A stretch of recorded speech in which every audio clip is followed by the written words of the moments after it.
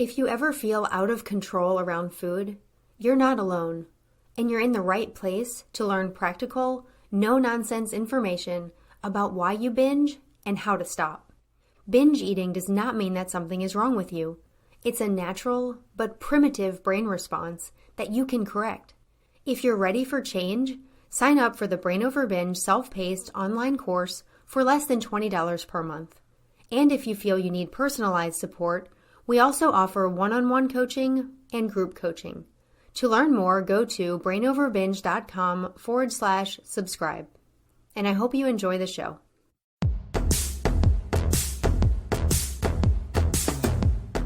Hello, and welcome to the Brain Over Binge podcast, where we share a simple, brain-based approach to ending binge eating. I'm Kathryn Hansen, your host, and I'm very glad to be co-hosting this show with master coach and author Cookie Rosenblum. Hi, everyone, and welcome. We are happy to be here today to help you to leave binge eating in the past. That's right, Cookie. In this podcast, we're sharing some key ideas from my books, Brain Over Binge and the Brain Over Binge Recovery Guide, that we hope will help you end binge eating for good. If you've been listening to the podcast, you'll know that we've laid out the basic principles of the Brain Over Binge approach and answered some common questions that may come up for you as you implement these ideas. We want to spend this episode addressing a very important question that you may have, and that is, when will I recover? Understandably, you want binge eating to end for good. We know that, and that's what we want for everyone listening. But we also want you to know and remember that recovery happens on a different timeline for different people. Today we'll talk about why that is the case and why practice and perseverance is necessary if you are someone who doesn't see change right away. You know, one of the things that Kathryn and I encounter on a regular basis is that a lot of the men and women we work with seem to be, and I'll use this in quotes, addicted to the search for a cure. If this is you, you might find these things sounding kind of familiar. You know, are you on a million different email lists for all kinds of information, and is your inbox on your computer filled with the newest, latest, greatest scheme for ending your binge eating? Or do you find yourself constantly searching the internet or looking through Amazon for the latest book? And what happens is that because there's no instant result in any method, a lot of people jump around constantly. They try different things and they expect there to be like an instant cure. And what happens then is that they don't really put a full effort into any approach. It's like a very surface effort. So, of course, it does not instantly work, because what we're believing is that you have to literally change the pathways in your brain. And you do that not instantly, but over time with consistency. So if you find yourself going from plan to plan to plan to plan, you may be addicted to the search itself and not be giving any one method enough time to actually work.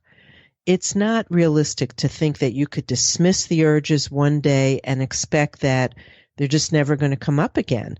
They will definitely come up day after day and week after week, but each time they do, your response is the same, and that's just to view them as harmless, as powerless, and as meaningless. And they're just remnants of an old habit. They will eventually go away, absolutely, but you need to expect them to keep coming until you've dismissed them many, many times. So be aware that you just might have that habit of searching for a solution, and that in itself is going to use up valuable energy that you could spend diving into a solution that makes sense to you. In the Brain Over Binge approach, remember there are two recovery goals: to dismiss urges and to eat adequately.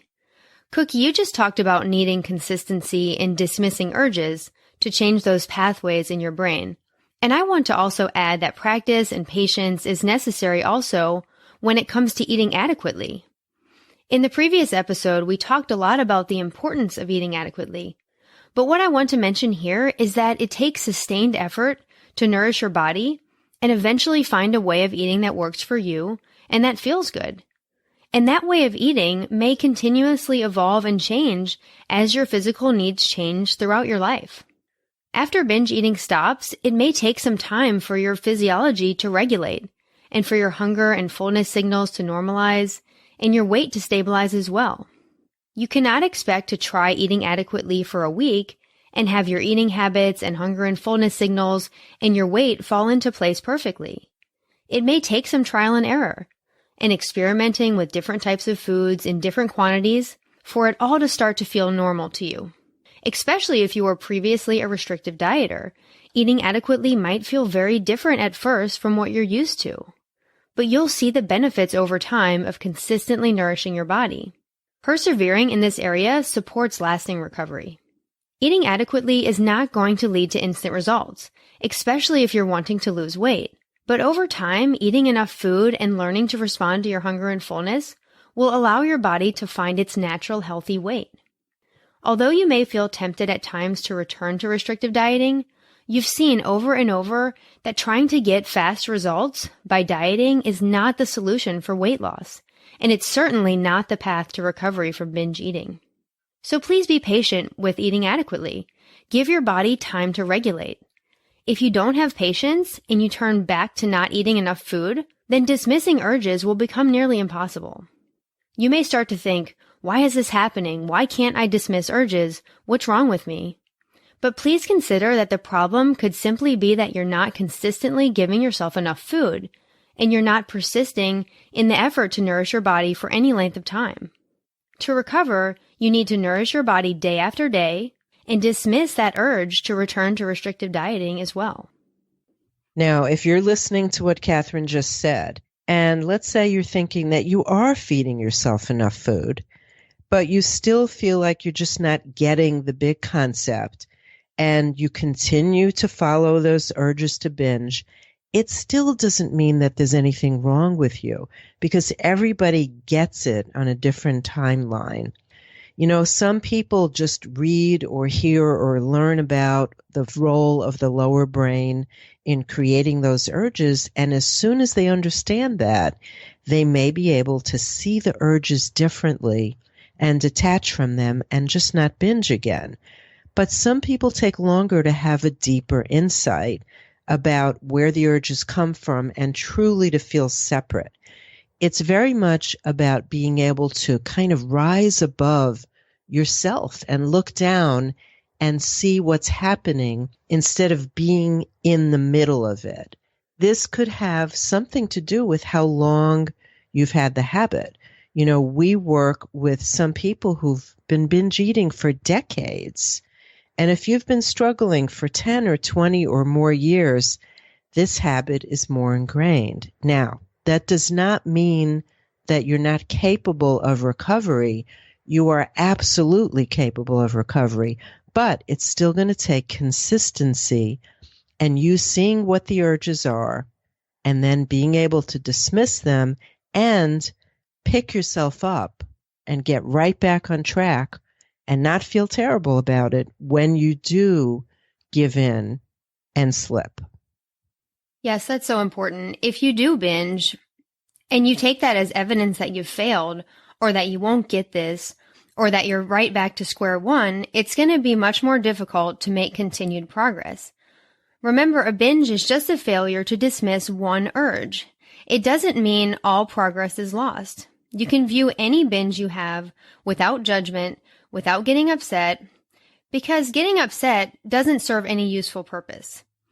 That doesn't mean you won't take it seriously if you do have a binge. You'll want to look at the situation and look back and figure out what went wrong and at what point your lower brain got you to give in to the urge.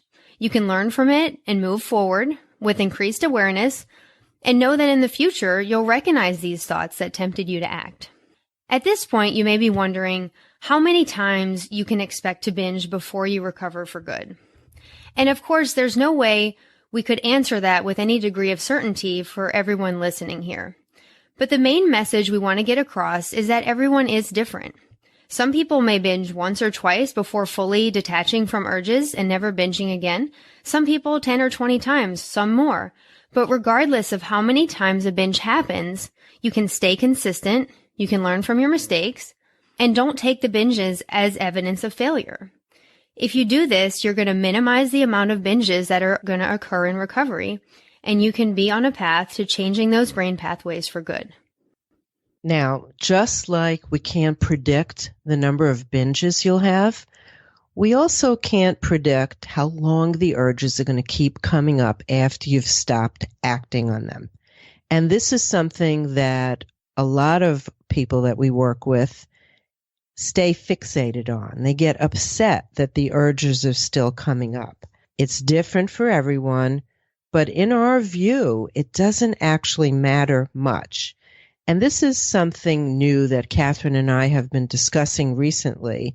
It's kind of a new perspective about those urges and about the fact that they may keep coming up for a while.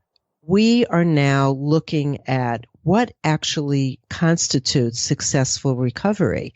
And most of our people feel like, well, I'll be successful when I stop having urges. When the urges stop coming, that's a sign. But now we know that success is not the absence of urges. Success is the knowledge and ability to dismiss them. And once you can do that, that's it. You have success. Then you just have to practice it and get better and better and better and see what's happening quicker and quicker. That's what will make the urges fade away. So you don't have to wait until you never have an urge again to tell yourself, okay, I've got it. I've done it. I'm no longer a binge eater. All you have to do is understand exactly what's happening and practice the ability to not respond to them. That is success. Because as the urges fade away, as that faulty wiring is no longer used, it will be pruned away. We don't want you to get upset if the urges are still there for a while, because all you have to do is notice them and stop reacting and stop acting. It's normal. If you could accept the presence of the urges for a while, then if you could not be frustrated or emotional about them, they will actually disappear faster. So the more unemotional, the more indifferent you could be about the presence, the more quickly they will go away. Yes, I love that insight. It's so important to see that once you understand the urges and see them from this new perspective, that it's just not a big deal that they're there. They're going to fade away in their own time, and you can be patient about it. And the less attention you pay to them, the quicker they will fade away. And that concludes our show for today, and we hope it's been helpful to you. The bottom line is that you absolutely can recover regardless of exactly when or how it happens. Remember that you can get our free ebooks, one from Cookie and one from myself, simply by clicking the link in the show notes. We are so happy to be here for you today, and we want you to remember our mantra. If anyone in the world can do this, then you can too. So come back, listen to our next podcast, start practicing, and let us know how we can help you.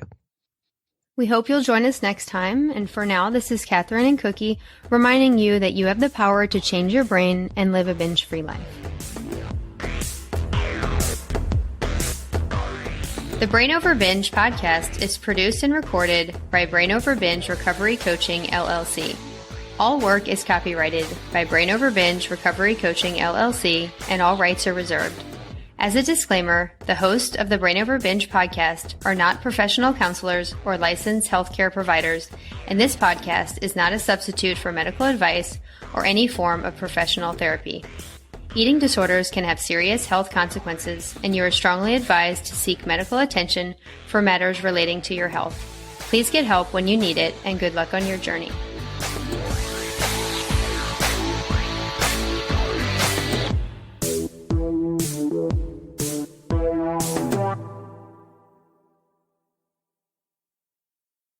Need more help?